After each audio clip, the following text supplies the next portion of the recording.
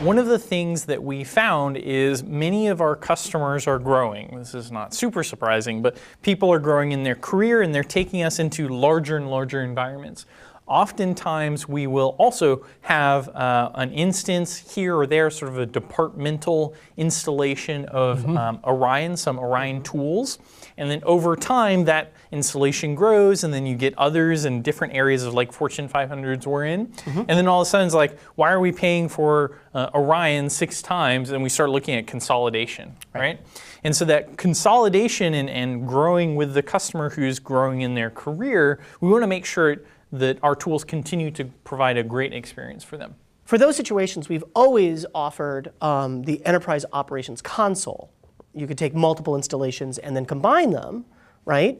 But I feel like most customers don't want that. They want a single installation. Yeah, Enterprise Operation Console combines all of the monitoring visibility, but it does not combine the configuration. So a lot of these customers would prefer a single instance of Orion in their environment. Right. Now, one of the things that you mentioned to me earlier was that the way that we approached this was kind of two-pronged. One was the architectural side, but also there was talking to the customer side, which is always nice. Yeah. So going into each one of those, like we knew right off the bat that the element count was a big problem, right? So we were at 100,000 elements. Now with this release, we're at 400,000 elements that we support, so a fourfold what we could do before.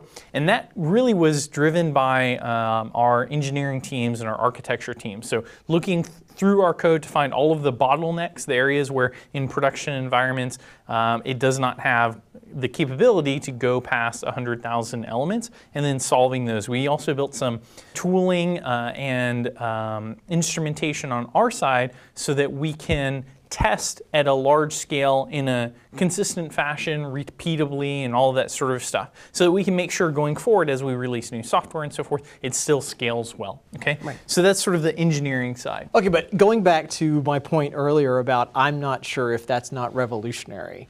I think we have all been involved with software for a long time. I think you have all had many different types of software, not just your monitoring and management tools.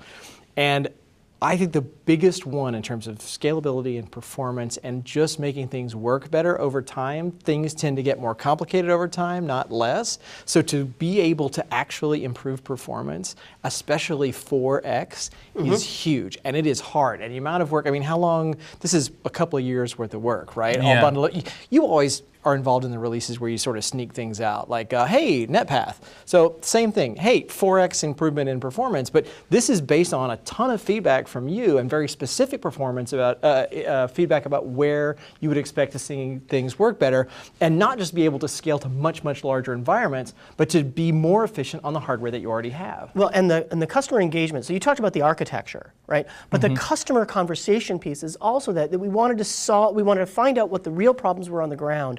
And part of the problems weren't even, technically oriented. We just came out with a optimization guide that we worked really, really hard to put together because people were constantly saying, love the tools, I don't know how big to make it. I don't know what to provision. Or the cloud install guide, right? So not just increases in overall scale, but increases in the scale of complexity. Right, so, and we'll have links to those things in the show notes, so don't worry about like Googling it right now or anything like that. But I think we've danced around it, we've sort of hinted at it, but what are the scalability improvements that we're going to see? Let's start off with the old. Okay, so the way things were before, I'm not saying the bad old days, but in the days of yore, we had 100,000 elements, we had 100,000 elements per instance. Per instance. So for customers that were already many, many times more than that, they would use EOC to count. Right. 20 additional pollers, which a lot of folks didn't know because they didn't get to that point.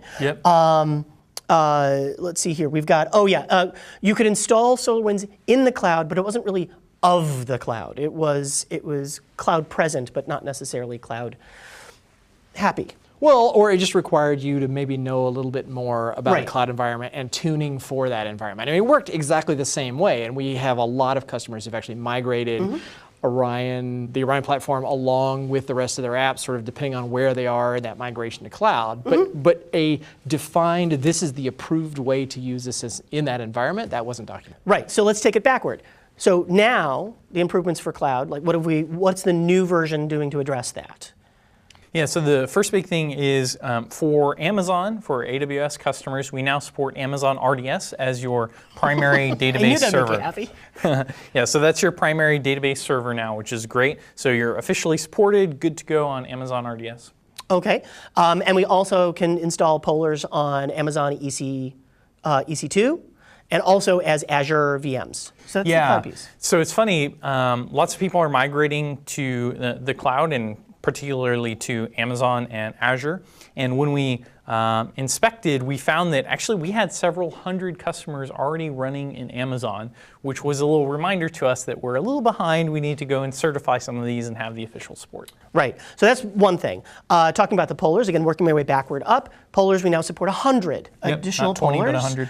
And for elements, this is the big number that I love saying, 400,000 elements in a single instance, so 4 times improvement. Well, and just from the cloud perspective alone, the increase in the number of polars I think is huge, right? Because that ends up being not so much about an expansion of overall numbers of things that are monitored, because that's more about transition. But there's a lot of dislocation and a lot of breakup where you've actually got dedicated cloud environments that are maybe differentiated by features. Maybe you've got some in AWS and some in Azure and some in Google. And so it's now not so much that you've doubled the number of things that you're monitoring, you've doubled or tripled the number of environments for that monitoring where you want to have low latency, disconnect tolerant monitoring where a polar would really be appropriate. Right. And that doesn't even get into the things that we've had for a while, which are also scalability features. Again, we've mentioned EOC. Yep. There's the stackable polars. Yep. There's additional web server. Additional web server is a big one that people don't realize is the impact.